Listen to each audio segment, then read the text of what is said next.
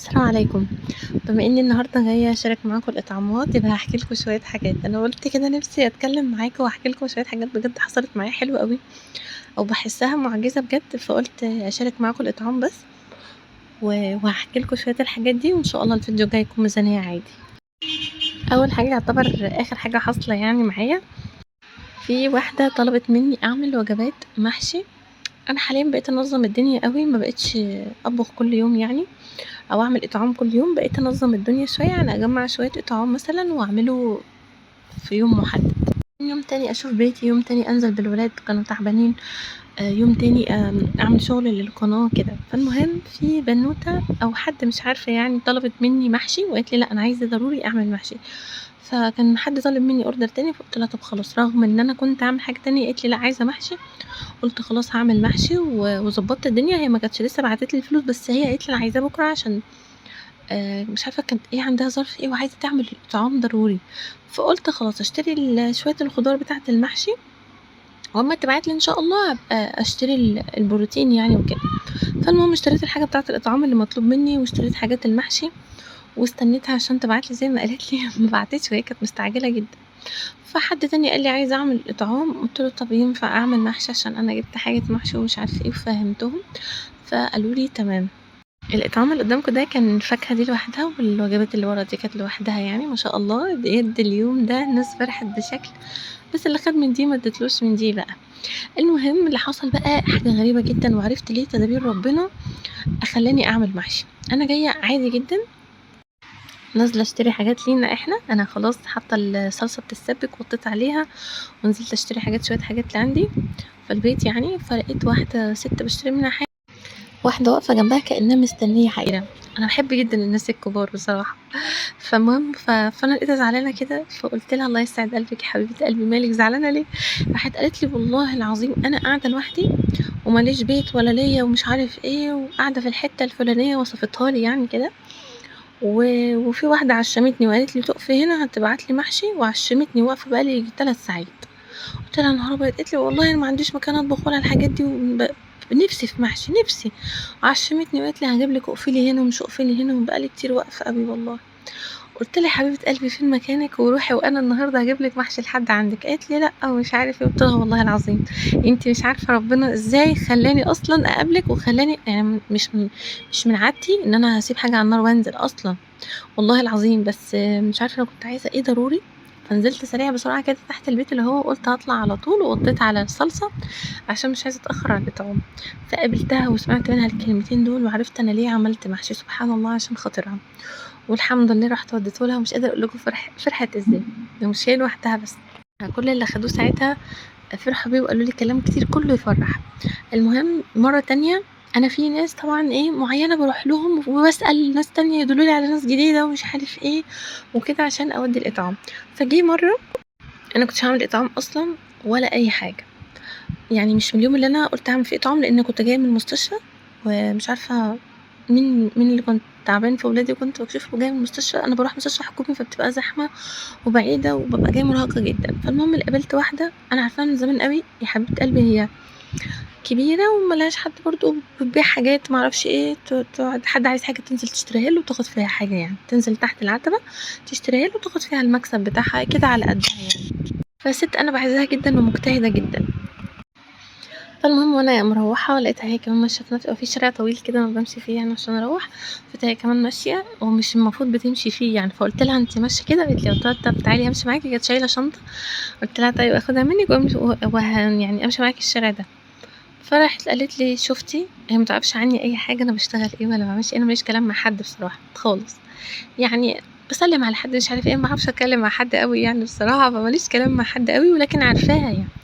فالمهم فجات قالت لي: "شُفتِ المكان الفلاني بيوزّعوا وجبات، وأنا جاية تعبانة وجاية من المستشفى وجاية تعبانة وصارفة كل الفلوس دلوقتي القبض بتاعي اللي هو المعاش في الإشاعة والتحاليل، والحمد لله صدّقت لقيت حد بيعمل وجبات أهو."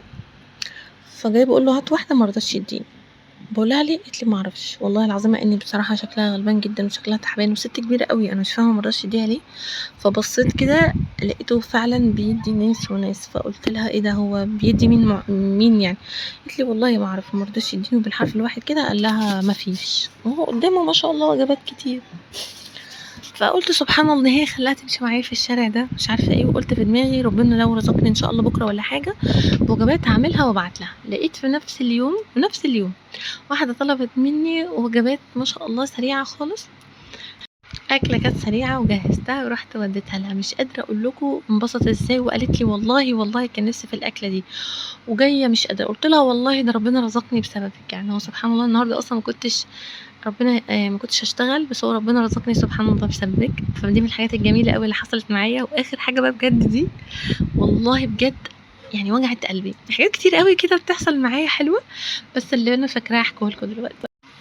والله عشان أنا استشعرت كده بجد فعلًا ربنا قريب مننا أوي، وكنت عايزاكم تحسوا بجد بتطمنوا، بجد ربنا معانا والله العظيم. يعني الست بتقول لي والله الوجبة اللي كنت بتتحايلي عليه ادّيها لي دي، أنا أصلًا حاجة مش باحبها بس عشان كنت جعانة، والحاجة اللي أنتِ جبتيها لي دي هي دي الحاجة اللي كان نفسي فيها.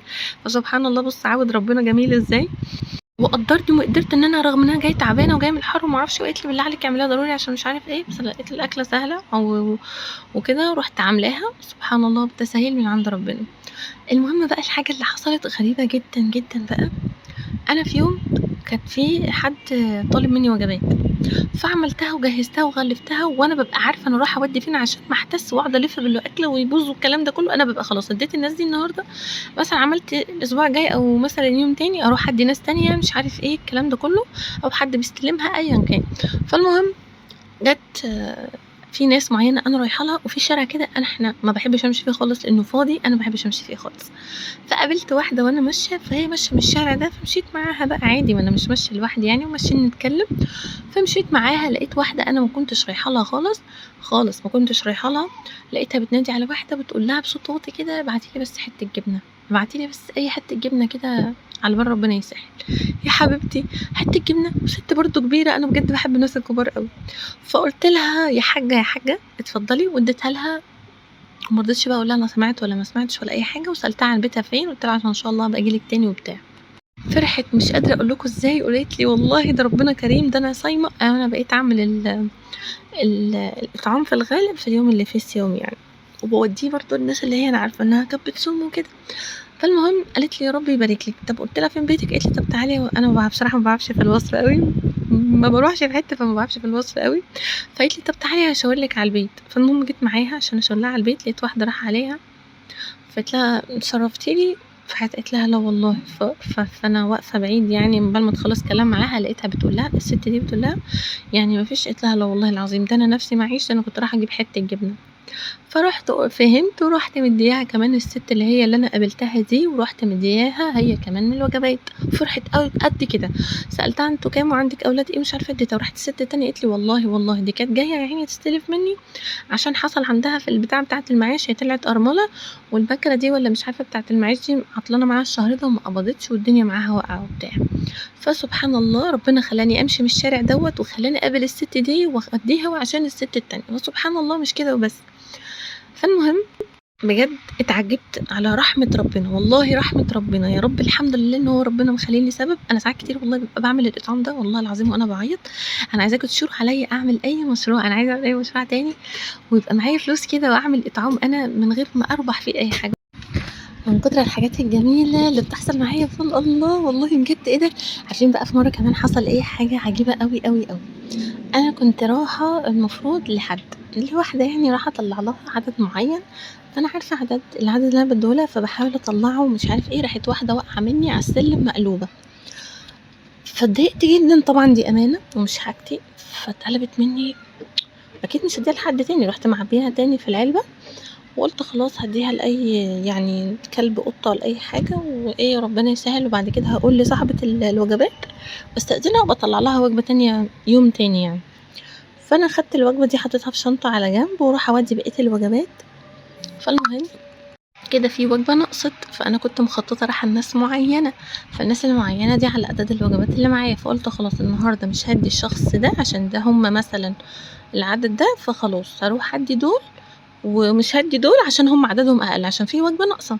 فسبحان الله مشيت في شارع تاني، فلقيت وأنا ماشية محل مقفول بالغلط على كلب، الكلب دوّة زي ما تقول دخل بالغلط، الناس دي قافلة بالليل أوي، فياعيني الكلب دخل بالغلط باين كده من تحت من وَرْب كده من المحل، البوز بتاع الكلب بس، حطيت له الوجبة اللي هي كانت مقلوبة دي، قُلت أكيد يعني محبوس وجعان يا عيني، فرُحت حاطّاه له كده تحت الباب قدّامه، وما شاء الله هو عرف يطلّع دماغه ولقيته بياكل فيه كده، واتوكّلت على الله ورُحت أودّي بقية الوجبات، وأنا راجعة لقيت إيه، والله العظيم هي الوجبة كانت عبارة عن رُز وخضار وشوية قصدي والبروتين، والله العظيم لقيت لِك وأنا راجعة العلبة ما فيهاش رُزاية ولا طبيخ ولا أي حاجة، ما فيهاش رُزاية.